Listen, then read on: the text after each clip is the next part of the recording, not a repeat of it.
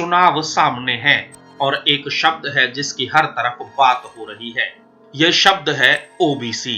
OBC एक ऐसा वर्ग है जो अचानक राजनीति में दोबारा उठ खड़ा हुआ है। दोबारा क्यों कह रहे हैं वो भी समझ लीजिए। दरअसल जिस दौर में कांग्रेस से ब्राह्मण पीएम पीवी नरसिम्हा राव देश चला रहे थे, उसी दौर में बीजेपी ओबीसी नेताओं को बढ़ा रही थी। और इसके सबसे बड़े उदाहरण हैं उस दौर से यूपी के पूर्व सीएम कल्याण सिंह और मध्य प्रदेश की पूर्व मुख्यमंत्री उमा भारती। आगे बढ़ते हैं और वर्तमान की तरफ चलते हैं। बिहार के भूतपूर्व सीएम कर्पूरी ठाकुर को भारत रत्न देकर बीजेपी ने ओबीसी वर्ग की अनदेखी के कई सवालों का जवाब दिया है। खुद पीएम और गृह मंत्री अब जोर शोर से ये कह रहे हैं कि ओबीसी वर्ग का सम्मान कोई कर सकता है तो सिर्फ बीजेपी कर सकती है। कांग्रेस पार्टी ने, यूपीए सरकार ने ओबीसी समुदाय के साथ भी कोई न्याय नहीं किया, अन्याय किया। इन लोगों ने ओबीसी नेताओं का अपमान करने में कोई कोर कसर नहीं छोड़ी है। कुछ दिन पहले जब कर्पूरी ठाकुर जी को भारत रत्न दिया, हमने वो सम्मान। वैसे बीजेपी के सत्ता में रहते हुए ही 2018 में पिछड़ा आयोग को संवैधानिक दर्जा भी दिया गया, जो कांग्रेस के दशकों लंबे शासनकाल में कभी नहीं हुआ। दरअसल इतिहास में कांग्रेस की सोच थी कि देश को जातियों में बांटने की जरूरत है ही नहीं, और नेहरू ने ओबीसी की बात को ही दरकिनार कर दिया था। जिस जनगणना की वो बात आज कर रहे हैं, नेहरू जी के विचार क्या थे उस पे? नेहरू जी ने उसके बारे में कहा क्या था? कभी कम से कम उसको तो पढ़ लेते।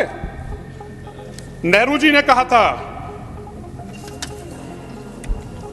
आजादी के बाद नेहरू सरकार ने निर्णय लिया था कि ओबीसी की भारतीय सूची की कोई आवश्यकता नहीं है। परंतु अब वक्त बदल चुका है और अब कांग्रेस अनुसूचित जाति के अध्यक्ष और पिछड़ा वर्ग की बात के सहारे ही अपना राजनीतिक भविष्य फिर से स्वर्णिम होता देख रही है। राहुल गांधी भारत जोड़ो न्याय यात्रा में चिल्ला चिल्ला कर कह रहे हैं कि जाति आधारित जनगणना कराएंगे, जिसकी जितनी आबादी उसकी उतनी हिस्सेदारी देंगे। जैसे जब तो चोट लगती है डॉक्टर आपसे कहता है एक्सरे करो, कहता है ना, कहता है, वैसे ही मैं कह रहा हूं, हिंदुस्तान के गरीबों को चोट लग रही है, दलितों को, आदिवासियों को, पिछड़ों को, गरीब जनरल कास्ट को चोट लग रही है, एक्सरे करा दो। अब यहाँ रोहिणी आयोग की रिपोर्ट का जिक्र जरूरी हो जाता है। रोहिणी आयोग ने रिपोर्ट 2018 में सौंपी और ये रिपोर्ट क्या कहती है वो भी जान लीजिए। ये रिपोर्ट कहती है कि ओबीसी कोटे में 97% नौकरियों का लाभ सिर्फ 25% ओबीसी जातियों को ही मिल रहा है। इसमें से भी 10 ओबीसी जातियों ने 25% से ज्यादा नौकरियों पर कब्जा किया हुआ है। 983 ओबीसी जातियों का ना तो नौकरियों में और ना ही शिक्षण संस्थाओं में कोई प्रतिनिधित्व है, और 994 ओबीसी जातियों का प्रतिनिधित्व सिर्फ 2.68% ही है। अब ये समझ लीजिए कि देश में ओबीसी आरक्षण कितना है। केंद्र सरकार में ओबीसी वर्ग के लिए आरक्षण है और उत्तर पूर्व के 4 राज्यों को छोड़ दें तो बाकी सभी में भी ओबीसी के लिए आरक्षण है। केंद्र में ओबीसी को 27% आरक्षण मिला हुआ है। राजस्थान और मध्य प्रदेश में ये आरक्षण 27% से कम है, जबकि तमिलनाडु और कर्नाटक में ओबीसी आरक्षण 27% से ज्यादा है। दिल्ली, यूपी और गुजरात में ओबीसी आरक्षण की सीमा 27% है, जबकि त्रिपुरा, मेघालय और अरुणाचल में ओबीसी आरक्षण है ही नहीं।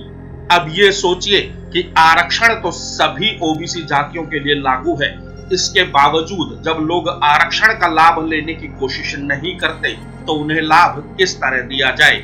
नौकरी के फॉर्म तो सभी भर सकते हैं, लेकिन नौकरियों में आरक्षण के बावजूद भी ज्यादातर जातियां यदि कुछ कर न पाए तो क्या किया जाए, कैसे उन्हें उनकी हिस्सेदारी दी जाए।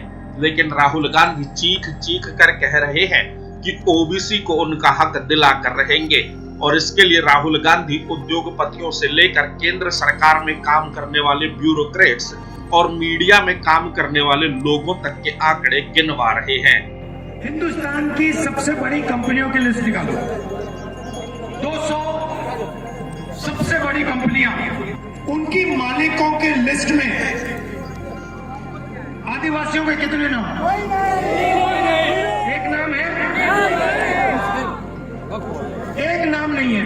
दरअसल ये सारा विवाद शुरू हुआ बिहार में हुई जाति आधारित जनगणना से। उस वक्त नीतीश कुमार ने शायद आरजेडी के दबाव में आकर जाति आधारित जनगणना कराई और 500 करोड़ रुपए लगाकर ये जनगणना हुई, जिसके आंकड़े बिहार से सामने आए। ये आंकड़े कहते हैं कि बिहार में ओबीसी की संख्या 27.12% है, जबकि अत्यंत पिछड़ा वर्ग यानी ईबीसी की जनसंख्या है 36%। 19.65% अनुसूचित जातियां हैं, जबकि 1.68% अनुसूचित जनजातियों की आबादी है। सवर्ण वर्ग 15.52% है। कांग्रेस और तेजस्वी यादव को इन आंकड़ों में ही अपनी जीत नजर आने लगी है। तभी तो जातियों के आंकड़ों के आधार पर तेजस्वी यादव भी बीजेपी पर ओबीसी की अनदेखी का आरोप लगाते दिखे और राहुल गांधी तो पीएम मोदी के ओबीसी वर्ग से होने पर ही सवाल उठा रहे हैं। ओबीसी जो समाज है, जो पिछड़ा जो समाज है, वो लड़ाकू समाज है। अगर अधिकार नहीं दीजिएगा तो ईंट से ईंट बजा देगा और अपना अधिकार लेकर के रहेगा। आप लोगों का भयंकर बेवकूफ बनाया जा रहा है। नरेंद्र मोदी जी ओबीसी नहीं पैदा हुए थे। नरेंद्र मोदी जी टेलीकास्ट के गुजरात में व्यक्ति पैदा हुए थे। उनको, उनकी कम्युनिटी को बीजेपी ने 2000 में ओबीसी बनाया। ओबीसी वोटर्स बीजेपी के लिए 2014 और 19 में रीढ़ का काम कर चुके हैं और 2024 में कहीं ये वोटर खिसक न जाए, इसकी चिंता बीजेपी को सता रही है। बीजेपी ओबीसी वर्ग की 10,000 रैलियां करने की तैयारी कर रही है। हर लोकसभा सीट पर 4 से 5 ओबीसी सम्मेलन करने का खाका खींचा गया है और इन रैलियों की शुरुआत बीजेपी ने बिहार से कर दी है। अब ओबीसी क्यों अहम हो जाते हैं वो भी समझ लीजिए। दरअसल इस वर्ग की जनसंख्या ही इस वर्ग की अहमियत बयान करने के लिए काफी है। माना जाता है कि देश में ओबीसी वर्ग की आबादी 50% से ज्यादा है। देश में 2600 ओबीसी जातियां हैं। महाराष्ट्र में सबसे ज्यादा 364 ओबीसी हैं। तमिलनाडु में ओबीसी जातियों की संख्या 100 है। भारत में 52% आबादी ओबीसी है। बिहार में 63% ओबीसी जातियों की आबादी है। ये आंकड़े ही हैं जिनमें ओबीसी जातियों की ताकत छुपी है और तमाम राजनीतिक दलों को जीत के लिए ओबीसी की जरूरत महसूस हो रही है। वैसे 2019 में ओबीसी जातियों का झुकाव बीजेपी की तरफ था और ये झुकाव कितना था, ये उत्तर प्रदेश के आंकड़ों से समझ लीजिए। यूपी में 2019 में बीजेपी को यादवों का 23% वोट मिला था, जबकि कोयरी कुर्मी वोट का 80% बीजेपी के खाते में गया। अन्य ओबीसी जातियों का 72% वोट बीजेपी के खाते में गया था। यूपी में यादव वोट के लिए समाजवादी पार्टी है। इसके बावजूद यदि यादवों का 23% वोट बीजेपी को मिल जाता है तो ये बड़ा फैक्टर है और बीजेपी जानती है कि उसे यदि इस बार 370 का आंकड़ा छूना है तो ओबीसी वोट को बढ़ाना ही होगा। इसलिए बीजेपी ने उम्मीदवारों की लिस्ट में ओबीसी वर्ग का ध्यान रखा है। बीजेपी ने अब तक 195 उम्मीदवारों का ऐलान किया है, जिसमें से 57 उम्मीदवार ओबीसी हैं, जबकि 28 महिला उम्मीदवार और 30 एससी उम्मीदवार हैं। और राहुल गांधी भी तो यही मान रहे हैं कि 2024 में सत्ता ना सही लेकिन सीटें 100 के पार पहुंचानी है तो ओबीसी वर्ग तक पहुंचना ही होगा। कांग्रेस ने 39 उम्मीदवारों का ऐलान किया है, जिसमें से 10 ओबीसी वर्ग से हैं, जबकि सामान्य वर्ग के 15 और 4 उम्मीदवार एससी और एसटी से हैं। हालांकि राहुल गांधी को भी ये पता है कि सिर्फ ओबीसी के भरोसे ही करिश्मा नहीं हो सकता, इसलिए वो किसानों की एमएसपी का राग भी लगातार छेड़ रहे हैं और किसानों को एमएसपी गारंटी देने का वादा भी कर रहे हैं। हरियाणा पंजाब के किसान दिल्ली की ओर चल रहे हैं। उन्होंने सिर्फ एक चीज मांगी है, एमएसपी चाहते हैं। Minimum support price. बीजेपी की सरकार कहती है हम आपको एमएसपी नहीं देंगे। हमारी सरकार आएगी दिल्ली में, पहला काम जाति जनगणना, दूसरा काम किसानों को एमएसपी की लीगल गारंटी।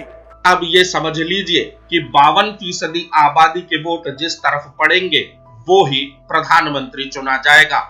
और फिलहाल तो कांग्रेस बीजेपी के मुकाबले कमजोर ही नजर आती है।